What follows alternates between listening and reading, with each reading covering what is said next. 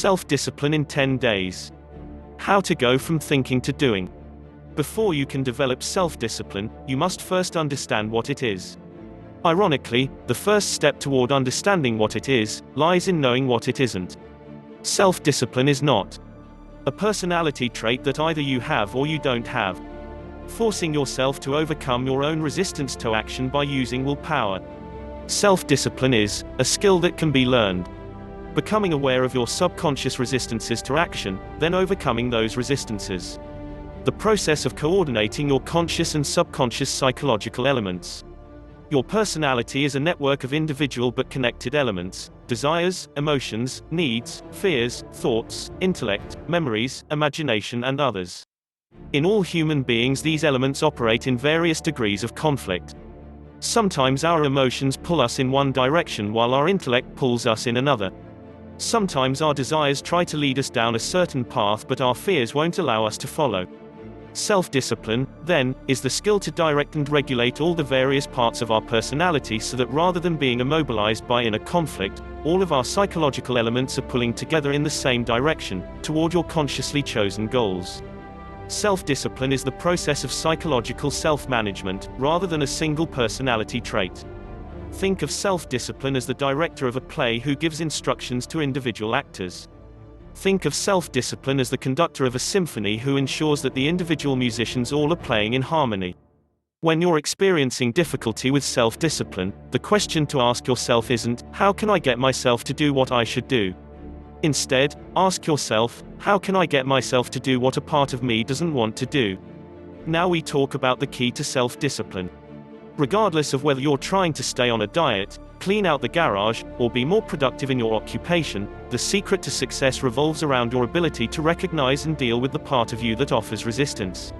Following are the most troublesome and common fears that block us from self-discipline. We all suffer them in various degrees. Get to know how each one operates. The more you know about them, the better your chances are of minimizing their influence. Fear of failure, fear of success, fear of risks.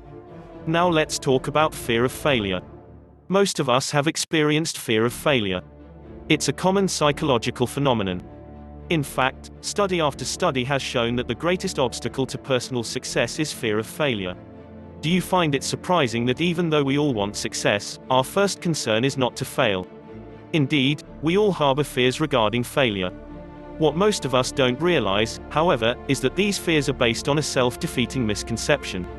Why do we view failure as terrible? We do so because psychologically we tend to connect the failed endeavor to our self-esteem. We don't separate the task from ourselves. The task failed, so I'm a failure, we subconsciously tell ourselves. Our egos have been trained by society, schools, and parents that to fail is something about which we should be ashamed. Consequently, in growing up we grew more reluctant to attempt anything at which we were unsure of succeeding. Our subconscious thought became, if I fail, I'll look like a fool.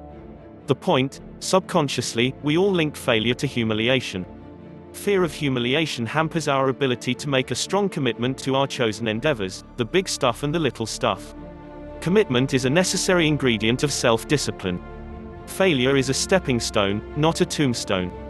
Exercise number 1: Exploring fear of failure. Today lesson. You will explore 3 past experiences that you perceived as failures, mistakes, or just dumb behavior. Recall these 3 experiences from any area of your life: work, love, leisure, etc. The only rule here requires that these situations or events must be the most embarrassing and most humiliating experiences that you can recall. You will be tempted to take all of these 3 experiences from a recent time in your life because you still consciously feel their sting. But, do not.